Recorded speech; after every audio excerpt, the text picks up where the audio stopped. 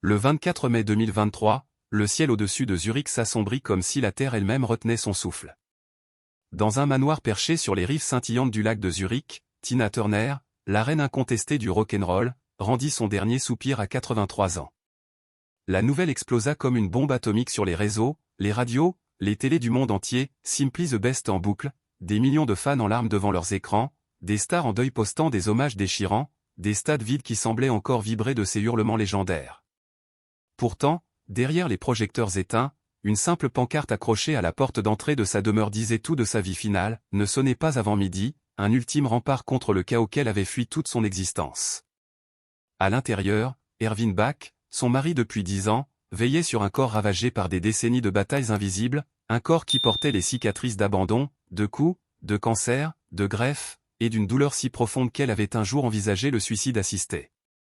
Presque un an plus tard, en avril 2024, Erwin brisa enfin le silence dans une interview qui fit l'effet d'un coup de tonnerre, il révéla les luttes finales de Tina, des aveux qui pulvérisèrent l'image de la diva invincible.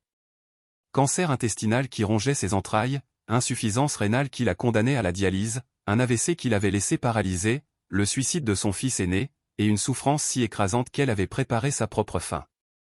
Tina Turner n'était pas seulement la voix rauque qui faisait trembler les stades comme des volcans en éruption, elle était une guerrière brisée, une phénix calcinée qui avait transformé chaque larme en or pur, chaque coup en triomphe, chaque abandon en feu éternel.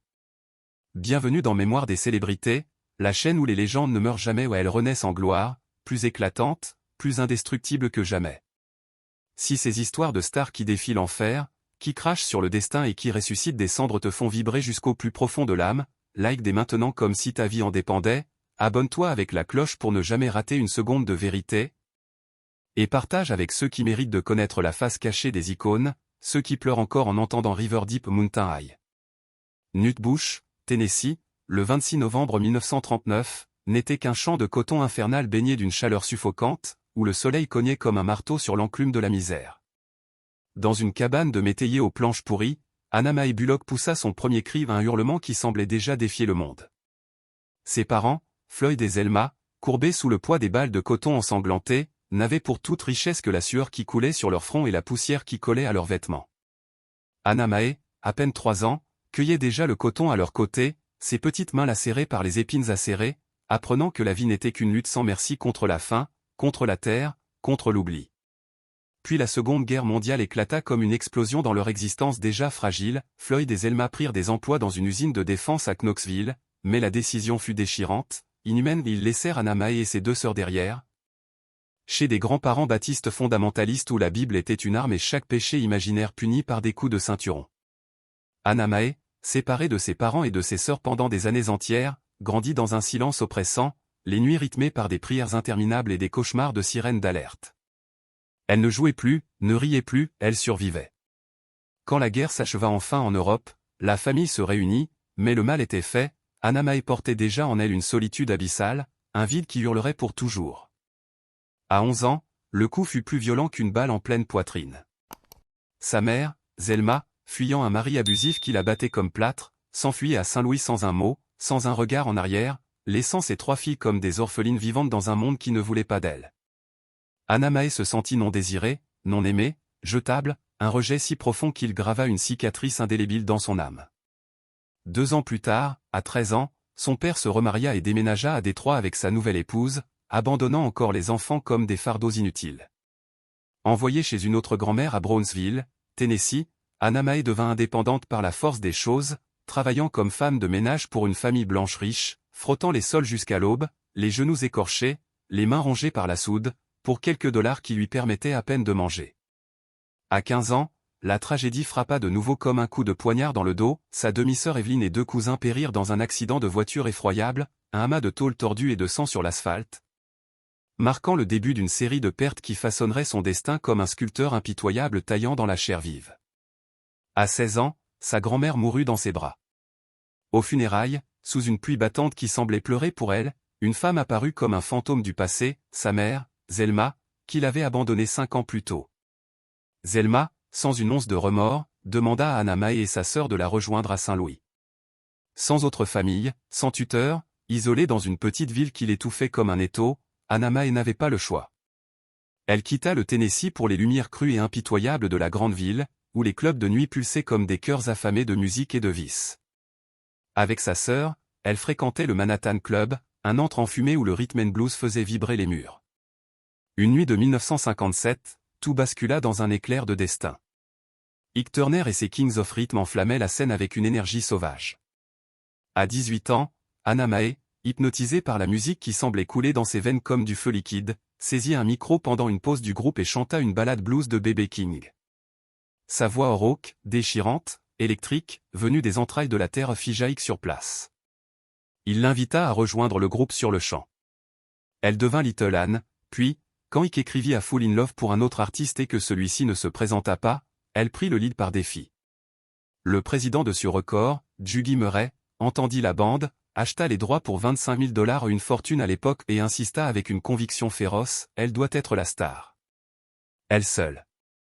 Ike, sentant le piège se refermer, la rebaptisa Tina Turner et déposa la marque pour qu'elle ne puisse jamais partir sans lui. Le single explosa dans les charts R&B. Mais le piège infernal se refermait comme une mâchoire d'acier.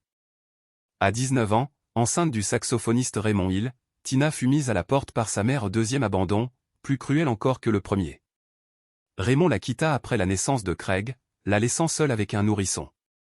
Mère célibataire, rejetée par sa famille, elle s'installa chez Ike, qui devint son mentor, puis son amant lors d'une fête en 1960. Mais Ike était encore marié de fait, et ses infidélités publiques devinrent une torture quotidienne, des femmes paradant sous ses yeux comme des trophées. Le groupe devint Ike and Tina Turner revue, des tournées interminables à travers l'Amérique ségrégée, Tina captivant les foules mixtes noirs et blancs unies pour la première fois avec une énergie volcanique, ses Ikettes dansant comme des flammes autour d'elle. Elle portait des perruques extravagantes, du maquillage lourd, changeait de tenue plusieurs fois par show ou non par vanité, mais pour masquer ses insécurités profondes sur ses jambes qu'elle trouvait, maladroites comme celles d'un poney, sur sa voix qu'elle croyait, inhabituelle. En 1962, ils se marièrent à Tijuana dans une cérémonie civile sordide, mais Ike l'emmena ensuite dans un bordel où il la força à regarder un spectacle en direct, une humiliation si abjecte qu'elle la garda secrète pendant des décennies, la honte la rongeant comme un acide. Le succès masquait un enfer quotidien. Ike, diagnostiqué bipolaire plus tard, était accro à la cocaïne, paranoïaque, violent. Les abus commencèrent tôt, un tendeur à chaussures en bois fracassant son visage pour une simple réplique. Tina montait sur scène avec des lèvres fendues, des yeux au beurre noir, du sang séché sous le maquillage. En 1968, après une énième bastonnade, elle avala une boîte entière de Valium. Elle survécut, mais la clarté fut brutale, elle devait fuir ou mourir. Prue Marie en 1971 fut leur apogée au Grammy, stade bondé, télé en folie, mais Tina n'en pouvait plus. En 1976, à Dallas, après une dispute où Ike la roua de coups dans une chambre d'hôtel, elle s'enfuit ensanglantée, avec 36 cents en poche et une carte essence. Elle courut dans la nuit, pieds nus sur l'asphalte, jusqu'à un motel où un ami la cacha. Elle demanda le divorce en 1978, ne gardant que son nom, 2 jaguars, et une dette écrasante. Ike sombra dans la drogue, la prison, mourut d'overdose en 2007. Tina refusa d'assister aux funérailles, déclarant froidement « Je n'ai plus eu de contact avec lui depuis 30 ans ». Seule avec 4 fils Craig, Ronnie, né Dick, et 2 beaux-fils Dick, elle vécut des bons alimentaires, dormait dans un placard pour échapper aux tirs de voyous qui mitraillaient sa maison. Elle tourna en Afrique du Sud sous apartheid en 1979, naïve des enjeux politiques, et fut crucifiée par la presse. Mais le bouddhisme, découvert en 1973 via un ami, la sauva, 4 heures de chant par jour, une force intérieure qui la fit renaître. Elle rencontra le Dalai Lama en 2004. En 1983, Private Dancer explosa What Has Love Got to Do With It, domina les charts mondiaux, 5 Grammy, des millions d'albums. À 45 ans, elle renaissait de ses cendres. Live Aid en 1985 avec Mick Jagger arrachant sa jupe fut iconique. Mais le Rock and Roll Hall of Fame l'introna avec Ike en 1991 où elle boycotta la cérémonie. En 1986, à l'aéroport de Londres, elle rencontra Ervin Bach, cadre allemand de 30 ans. Coup de foudre. Ils se marièrent en 2013 après 27 ans ensemble. 3 semaines plus tard, un AVC massif la paralysa. Elle réapprit à marcher pas à pas, comme un enfant. En 2016, cancer intestinal. Traitements homéopathiques ratés, insuffisance rénale. Elle s'inscrivit au suicide assisté en Suisse, préparant sa fin. Mais Erwin, dans un geste d'amour absolu, donna un rein en 2017.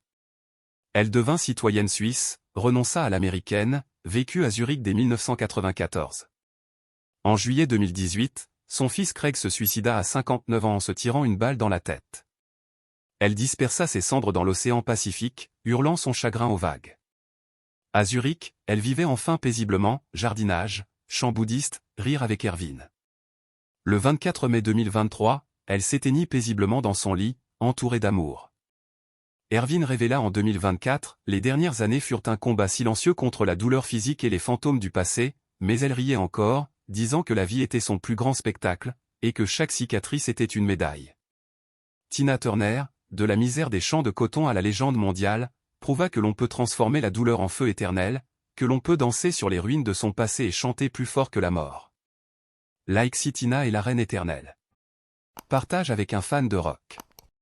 Abonne-toi plus cloche pour les légendes qui renaissent des cendres. Prochaine, la star qui a tout perdu et reconquis le monde en larmes. Ces mémoires des célébrités. Certaines voix ne s'éteignent jamais ou elles résonnent pour l'éternité.